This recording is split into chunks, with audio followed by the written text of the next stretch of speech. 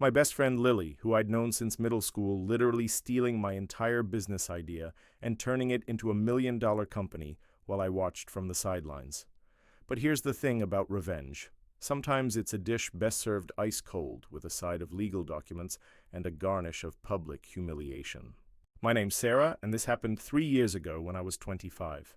I'd been working as a graphic designer for this soul-crushing marketing agency, but my real passion was creating custom wedding invitations.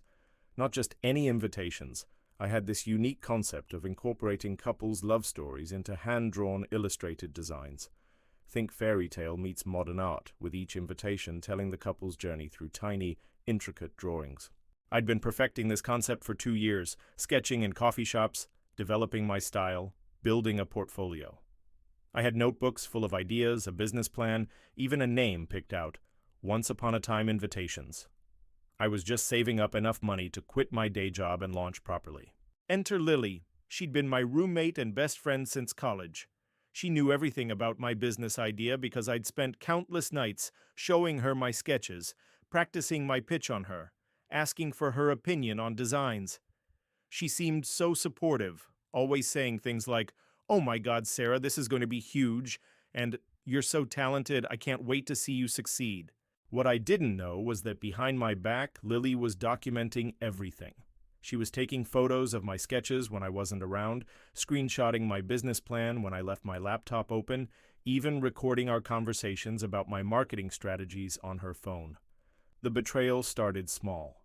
One day in March, I came home from work to find Lily on a video call in our living room. She quickly ended the call when she saw me, claiming it was just her mom. But I heard her say something about illustration services and wedding market research before she hung up. Then I started noticing weird things.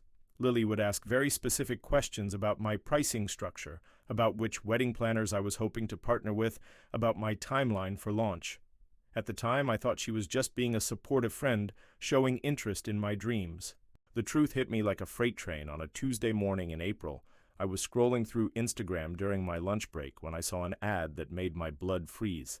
It was for a company called Storybook Weddings, and they were advertising the exact same concept I'd been developing: hand-drawn invitations that told couples love stories through illustrations.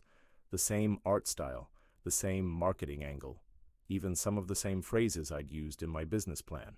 I clicked through to their website, and my heart just shattered. Not only had they stolen my entire concept, but they'd executed it flawlessly. Professional website, partnerships with major wedding venues, a whole team of artists. And there, prominently featured on the About Us page, was a photo of Lily with the title Founder and Creative Director. I sat in that office bathroom stall and cried for 20 minutes. Then I got angry. Then I got plotting. I went home that day and confronted Lily immediately. She didn't even try to deny it at first. She just shrugged and said, "Business is business, Sarah. You were taking too long to launch, so I did it myself. You can't copyright an idea." But here's where Lily made her first mistake. She got cocky. She started bragging about how she'd improved on my concept, how she'd found better artists, how she was already making 6 figures while I was still dreaming. That's when she let slip something crucial. She mentioned specific details about my original sketches that I'd never shared with anyone else. Tiny details that proved she'd been stealing my work systematically.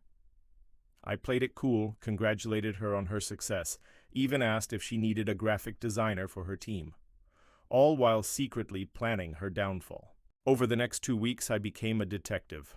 I gathered every piece of evidence I could find. I found the timestamps on my original sketch files, proving I'd created the concepts months before her company launched. I had emails I'd sent to other friends about my business idea, dated and archived. I even had photos of my original notebooks with the concepts, all time-stamped on my phone. But the smoking gun came from an unexpected source. Remember how Lily had been taking photos of my sketches? Well, she'd been uploading them to a cloud storage account that we shared for splitting utilities and groceries. She'd forgotten to remove them. I had digital proof of her theft, complete with timestamps showing she'd photographed my work weeks before her company launched. I also discovered something else while digging through her files. Lily had applied for a business loan using my business plan. Literally my exact business plan, with just the company name changed. She'd submitted my financial projections, my market research, even my list of potential clients. I contacted a lawyer who specialized in intellectual property theft. I explained the situation and showed him all my evidence. He was immediately interested, especially when he saw the business loan documents and the cloud storage photos. "This isn't just idea theft," he told me. "This is fraud, copyright infringement, and potentially identity theft since she used your work to secure financing." We spent the next month building an airtight case. I documented every piece of original work, every timestamp, every communication. I even found text messages where Lily had discussed Sarah's cute little drawing business with mutual friends, proving she knew it was my original concept. But I wasn't just planning a lawsuit. I wanted public vindication. I wanted everyone who'd believed Lily's success story to know the truth. I started by reaching out to all the wedding planners and venues that Storybook Weddings was partnering with. I didn't accuse anyone of anything. I simply introduced myself as the original creator of the illustrated love story invitation concept, and mentioned that I was planning to launch my own company soon. Most of them were polite but non-committal. But 3 venues asked to see my original work, curious about my timeline. When I showed them sketches dated months before Storybook Weddings launched, their attitudes changed completely. Here's where it gets beautiful. One of the venue coordinators I'd spoken to was planning her own wedding and had actually booked Storybook Weddings for her invitations. When she realized they'd stolen the concept, she was furious. She decided to help me expose Lily publicly. She posted on her Instagram, which had about 50,000 followers in the wedding industry, showing side-by-side comparisons of my original sketches and Storybook Weddings website. She told the whole story, tagged major wedding influencers, and asked people to share. The post went viral in the wedding community within hours. What would you do here? Comment below. But seriously, seeing justice unfold in real time was incredible. Wedding planners started dropping Storybook Weddings, venues canceled partnerships, brides who'd paid deposits started demanding refunds. The wedding industry is smaller than you'd think, and word spreads fast when someone's been exposed as a fraud. Meanwhile, my lawyer was working his magic in court. We filed a cease and desist order first, demanding that Storybook Weddings stop using my stolen concepts and return all profits made from my intellectual property. Lily's response was to hire her own lawyer and claim that she'd independently developed the same idea. Big mistake. Her lawyer clearly hadn't seen all our evidence yet.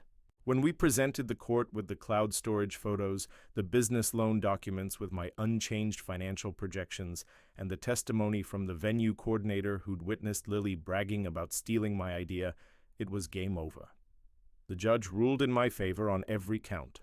Lily was ordered to cease all operations of Storybook Weddings, transfer the domain and social media accounts to me, and pay damages equivalent to all profits the company had made, which by this point was nearly $200,000. But the court victory was just the beginning of Lily's problems. The viral Instagram post had attracted the attention of a local news station who ran a story about intellectual property theft in small businesses. Lily's face was on the evening news as the alleged business idea thief. The loan company also launched their own investigation when they realized Lily had used fraudulent documents to secure financing. She ended up owing them the full loan amount plus penalties. Even better, several of the artists she'd hired for Storybook Weddings reached out to me. Turns out she'd been treating them terribly, underpaying them, and taking credit for their work too. They were all eager to work with me instead once I launched my legitimate business. With the legal settlement money and the business infrastructure Lily had built using my stolen concept, I was able to launch once-upon-a-time invitations, bigger and better than I'd ever imagined. I hired the artists Lily had mistreated, offering them fair wages and creative credit. I reached out to all the venues and planners who'd been burned by Storybook Weddings and offered to honor any deposits their clients had lost. Within 6 months, Once Upon a Time, Invitations was booked solid. The viral story had actually given me incredible publicity. Everyone in the wedding industry knew about the situation, and they respected how I'd handled it professionally while still fighting for justice. Here's the part that still makes me smile. About a year later, I got a message from someone claiming to be a documentary filmmaker who wanted to feature my story in a project about small business fraud. They asked for an interview and wanted to hear both sides of the story.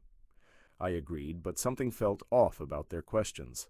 They kept asking about specific details that weren't public knowledge, and they seemed very interested in my current business operations. So I did some digging. Turns out it wasn't a documentary filmmaker at all. It was Lily using a fake identity, trying to gather information about my business so she could steal my ideas again.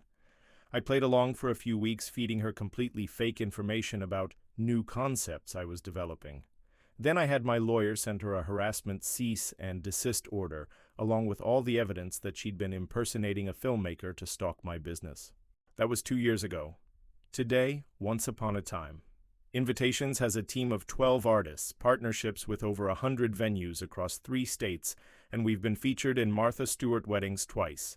Lily, meanwhile, has struggled to find work in the creative industry. Word gets around in professional circles, and her reputation for stealing ideas and mistreating employees has followed her. Last I heard, she was working retail and living with her parents.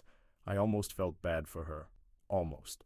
The whole experience taught me that sometimes the best revenge isn't about destroying someone else. It's about building something so successful that their betrayal becomes the best thing that ever happened to you. If Lily hadn't stolen my idea and forced me to fight for it, I might never have had the courage to quit my day job and pursue my dreams full-time. Her theft lit a fire under me that I didn't know I had. I also learned the importance of protecting your intellectual property from day one. Now I document everything, register my concepts, and keep detailed records of my creative process. I share this advice with every small business owner I meet. But here's the ultimate revenge. Lily's company stole my concept and made $200,000 in 6 months before getting shut down.